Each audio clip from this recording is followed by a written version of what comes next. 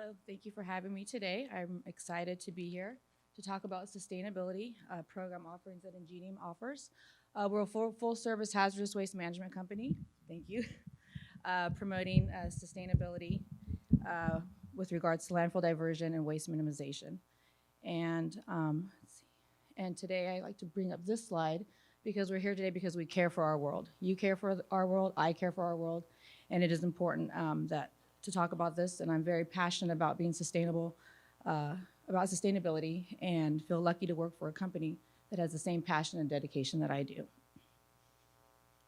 And before we get to sustainability, we always like to start off with a safety moment. Safety is ingrained in the culture of Ingenium, and it is really important to discuss safety in the laboratory, since we are today doing that.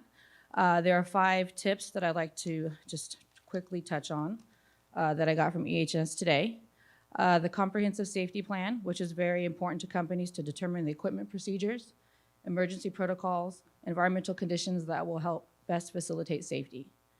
Also, to create a safety culture. Once you've established a safety program, it is important to communicate to your staff, your employees, your visitors, to fully understand the actions they need to take in the instance there is an unsafe situation. Also, consistently follow practices. Not only outlining a safety procedure is also important to consistently follow it, and to do so even with the basics, such as keeping food out of the lab, storing chemicals correctly, labeling chemicals correctly, practicing good housekeeping by washing your hands, remembering that skipping one step even once can have devastating consequences. And also, using the proper PPE. We all know that it's important to make sure that you have the right PPE for the hazards that you are actually handling. And always reevaluate your approach. Even if you have a strong safety program with no incidences, it's always great to be on the lookout for potential safety issues, as well as new innovations in the laboratory safety, and continue to improve the program over time. And talking about improving things over time, we're talking about sustainability today and programs that Ingenium does offer. And I thought today we have a lot of programs that offer sustainability, but today I thought it would be good just to talk about 3 of them. Otherwise, I'd probably be here for about another hour and a half. These I believe will be applicable to the waste generated in the labs that you guys might see today. Our first program is our bioenergy program. It's specifically for generators that generate regulated medical solid waste, or what we commonly call red bag waste. Our bioenergy offers the options of choosing a sustainable alternative to autoclave and landfill treatment, and or limits your organization's carbon footprint by avoiding out-of-state incineration. Through this process, the red bag medical waste is rendered into solid trash utilizing a state-approved technology. The solid waste is then converted into energy and put back onto the electrical grid. In turn, we also have Emerald Energy, which is a program designed to assist commercial and industrial generators who manage certified non-infectious and non-hazardous debris materials generated in the laboratory and manufacturing process. Through this process, those waste types can now be recaptured and converted to electricity in the cost-neutral manner compared to traditional waste management options.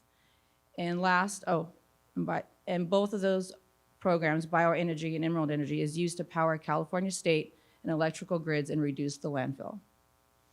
Chemical Redistribution, or our orphan chemical program. This is designed to assist generators in evaluating their current hazardous waste streams generated in the laboratory research. Through this process, it can be determined if material qualifies for a continued use, such as a feedstock to make a product or repurposing good chemicals through an exchange program. And to talk a little bit more about the program description, our bioenergy and Emerald Energy program offers sustainable alternatives to traditional medical waste treatments, reducing the carbon footprint by avoiding sending out of state to the incinerators. Both of these programs keep your waste inside California, treated here inside of California, and used as energy for the grid. And the client benefits would be risk reduction, day-to-day processes and change. You have a more sustainable treatment. Excuse me. And combined with our Emerald Energy, you also have a medical waste reduction, less paperwork, and complete sustainable solution. When we talk about what qualifies for these programs, we're looking at material that either is infectious or non-infectious when regards to the Emerald Energy and bioenergy programs. Our bioenergy program is for media or items that have been in contact or used in a process involving an infectious agent. A lot of these times we're looking at the plastics that we've been discussing today, the plastics that are being generated to use in these labs. And what's interesting is that first, in order to reduce the waste or reduce where the material is going, we need to look at classification. So things that you can ask yourself, are you using an infectious agent with the pipette tips or the gloves or the lab coats? And in turn, are you using a non-infectious agent? So this is important when it comes to segregation. And as you can see on here, what is acceptable for bioenergy is not going to be acceptable for emerald energy. The two differences, one is regulated and one is not. One is infectious, one is not infectious. When looking at moving this material to a waste to energy program like this, we're looking at 2,000 pounds of medical and non-infectious solid waste powers on average a single home for an entire month. So when we're looking at these programs, we're diverting the material out of the landfill and into a program that's going to convert energy for the grid. There's also going to be things that are unacceptable for this program, things that are pretty common like hazardous waste, chemotherapy, pharmaceutical, universal waste, and all sharps. Both of these programs, the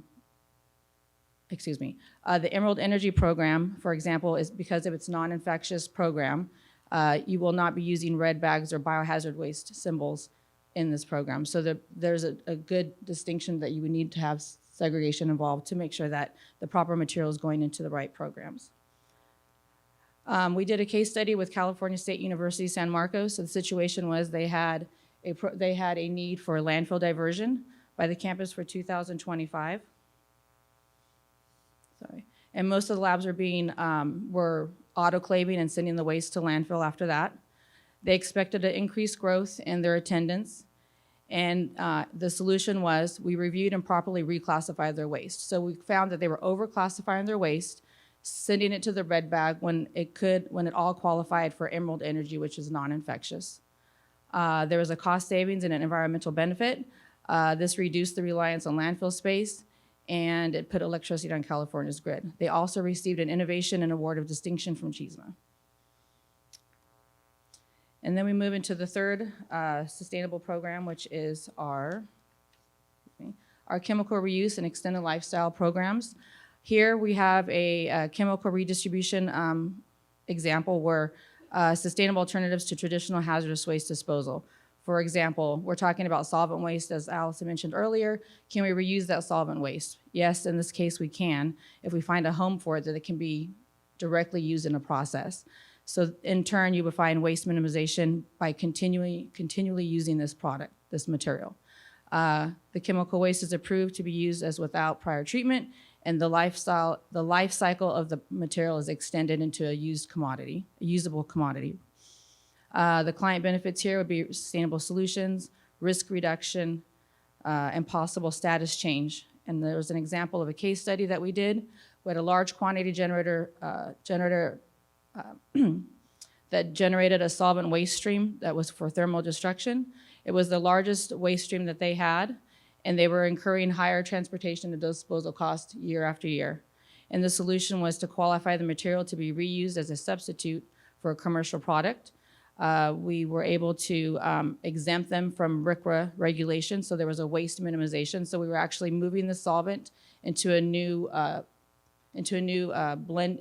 process where they actually used their solvent as is and made a product out of it in the end. So there's a continued life cycle there instead of actually wasting it or sending it to incineration. And I just hope that you guys take away a little bit that there are alternative treatment methods out there for your medical waste and your hazardous waste. You just have to think about what you're generating in the labs and then ask the question, what can I do differently to help create a more sustainable world for everybody?